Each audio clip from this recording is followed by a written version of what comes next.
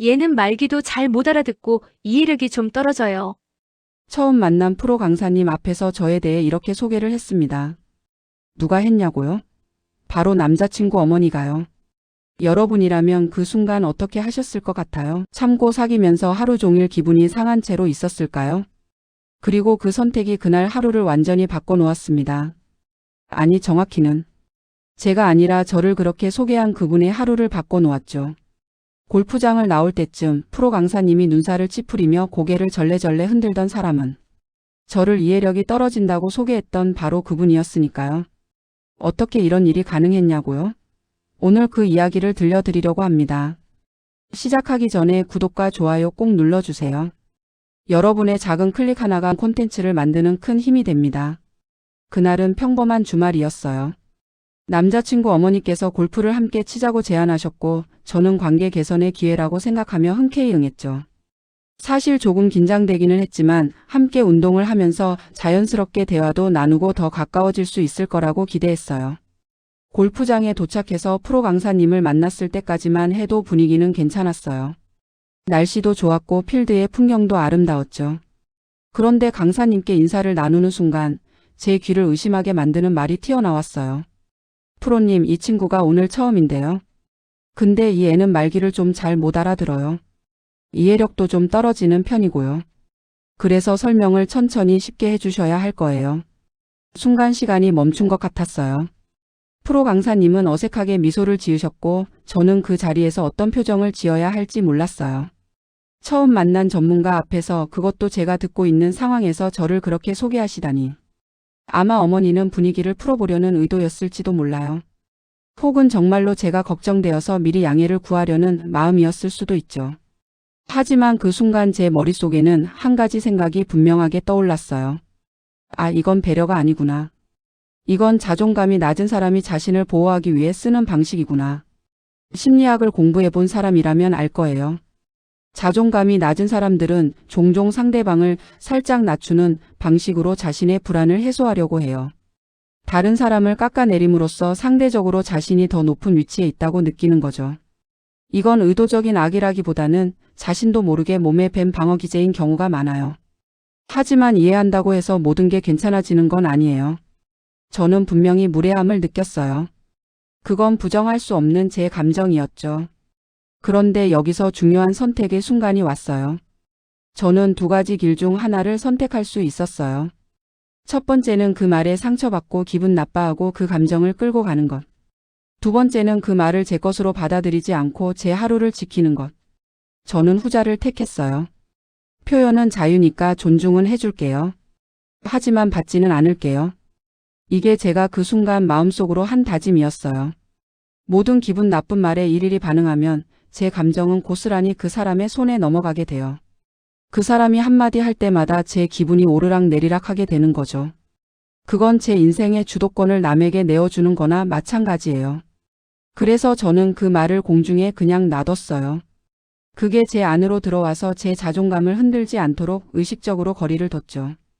대신 눈앞의 골프에 집중하기로 했어요. 프로님의 설명을 최대한 집중해서 듣고 제 자세를 교정하고 즐기기로 마음먹었어요. 그리고 신기한 일이 일어나기 시작했어요. 마음을 가다듬고 첫 타석에 섰을 때 저는 최대한 프로님의 조언에 귀를 기울였어요. 허리를 이렇게 돌리시고 시선은 공을 향하고 팔로 우스르는 자연스럽게. 하나하나 머릿속에 새기면서 스윙을 했죠. 첫 타가 깔끔하게 나갔어요. 프로님이 오 센스가 있으신데요? 라고 말씀하셨을 때 저도 놀랐어요. 물론 초보자의 행운이었을 수도 있지만 분명한 건 제가 온전히 집중하고 있었다는 거예요. 다른 감정의 마음을 빼앗기지 않았기 때문에 가능했던 일이었죠. 레슨이 진행되면서 프로님의 칭찬은 계속 이어졌어요. 이해가 정말 빠르시네요. 한번 설명하면 바로 교정이 되시네.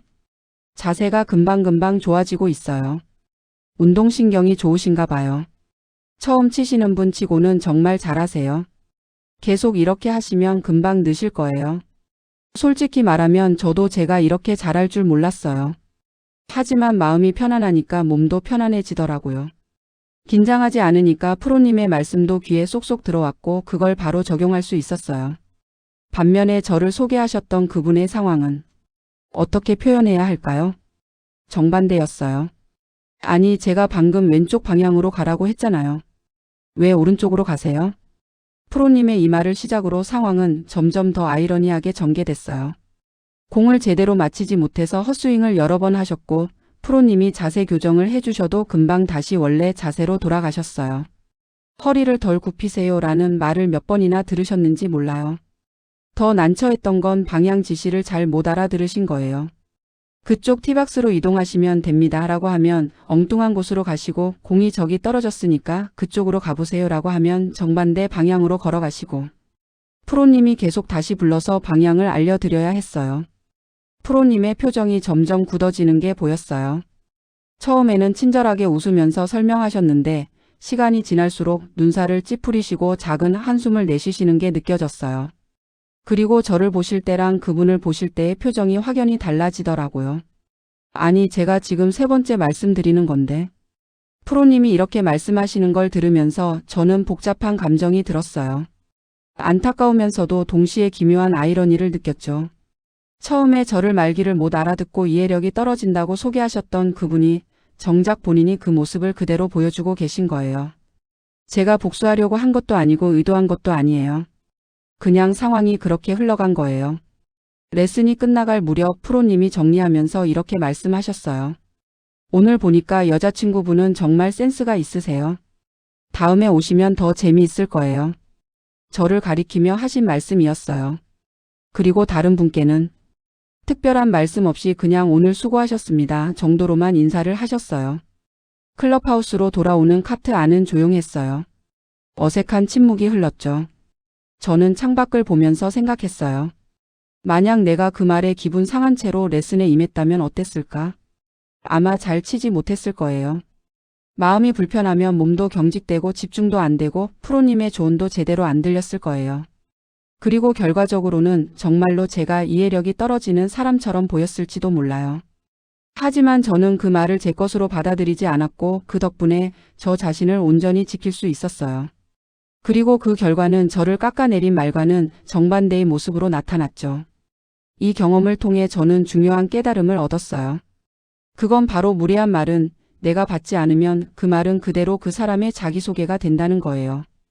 누군가 여러분에게 부정적인 말을 던졌을 때 여러분이 그걸 받아들이지 않으면 어떻게 될까요? 그 말은 공중에 떠다니다가 결국 그 사람에게로 돌아가요. 마치 부메랑처럼요. 제 경우에도 그랬어요. 저를 말귀를 못 알아듣고 이해력이 떨어지는 사람이라고 소개했던 그 말은 제가 받아들이지 않았기 때문에 저를 규정하지 못했어요. 대신 그날 골프장에서 정말로 말귀를 못 알아듣고 상황 파악이 안 됐던 사람은 따로 있었죠.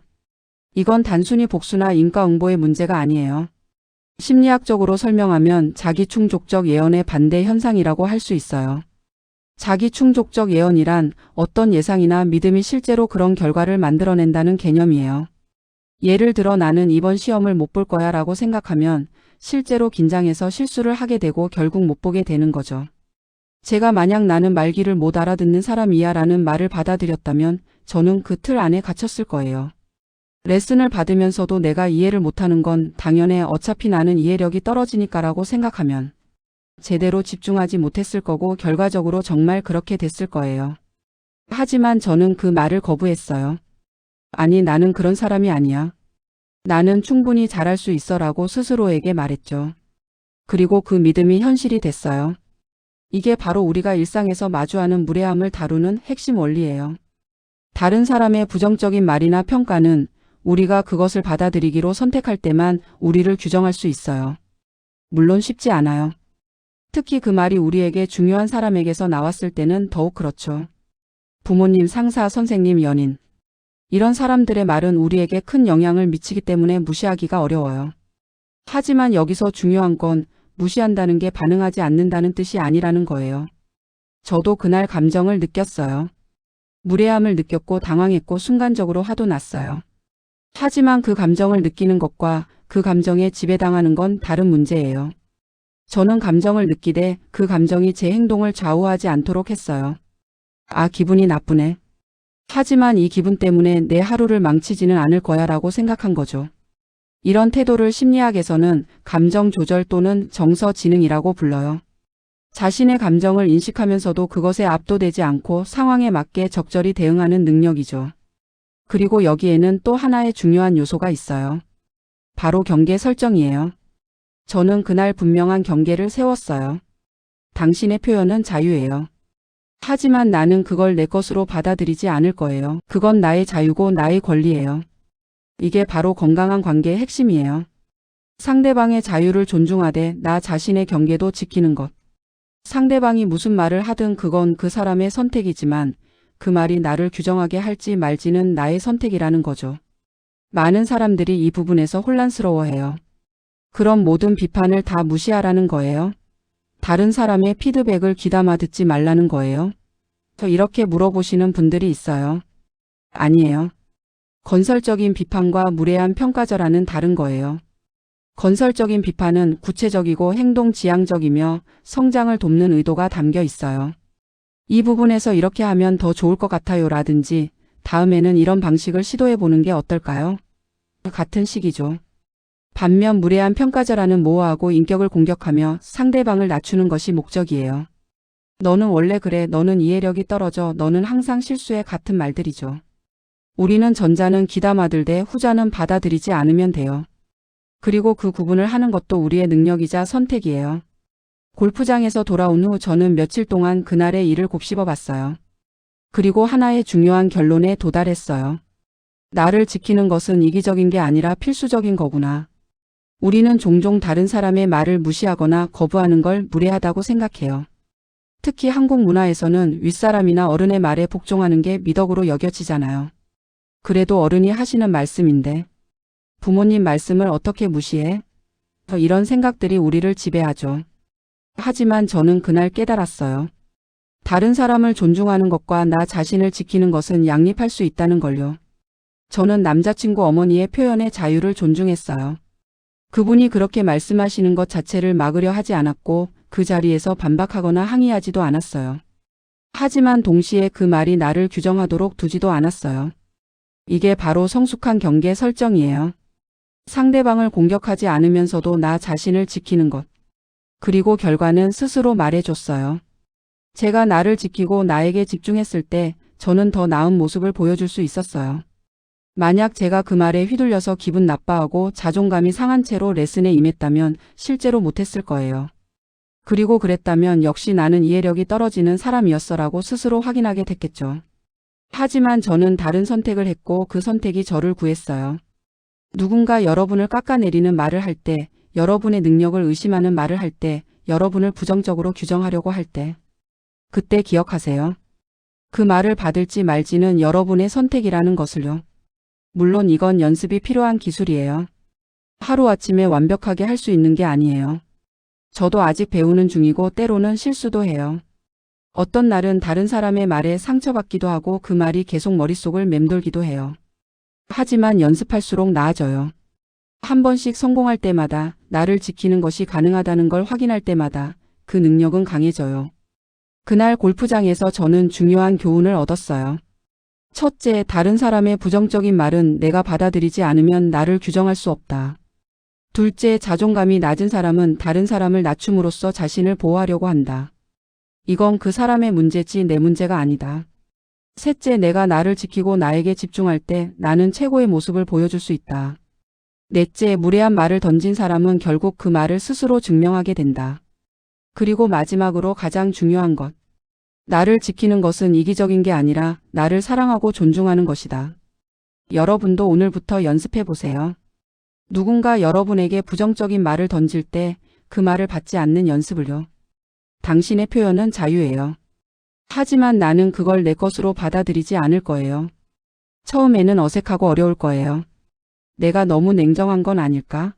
내가 무례한 건 아닐까? 이런 생각이 들 수도 있죠. 하지만 계속하다 보면 알게 될 거예요. 나를 지키는 것이 얼마나 중요한지, 그리고 그것이 실제로 내 삶을 얼마나 변화시킬 수 있는지를요. 그날 이후로 저는 남자친구 어머니와의 관계를 다시 생각해 봤어요. 그리고 깨달았죠. 제가 바꿀 수 있는 건 상대방이 아니라 저 자신이라는 것을. 상대방이 어떤 말을 하든 저는 저를 지킬 수 있고 그게 제가 할 수 있는 최선이라는 것을요. 그리고 신기하게도 제가 흔들리지 않으니까 그분도 조금씩 달라지시더라고요. 더 이상 저를 깎아내리는 말씀을 하지 않으시게 됐어요. 아마도 그런 말이 더 이상 효과가 없다는 걸 무의식적으로 느끼신 것 같아요. 여러분 기억하세요. 무례한 말은 여러분이 받지 않으면 그 말은 그대로 그 사람의 자기소개가 됩니다. 그 사람은 자기가 뱉은 말을 그대로 증명할 뿐입니다. 여러분의 가치는 다른 사람의 말이 아니라 여러분 자신이 정하는 것입니다. 오늘도 여러분 자신을 사랑하고 지키시길 바랍니다. 여러분도 비슷한 경험이 있으신가요? 어떻게 대처하셨나요? 댓글로 함께 이야기 나눠요. 그리고 기억하세요. 오늘 하루도 내일도 여러분은 충분히 가치 있는 사람입니다. 다른 사람의 한마디가 그 사실을 바꿀 수는 없어요. 여러분을 응원합니다. 다음 영상에서 또 만나요.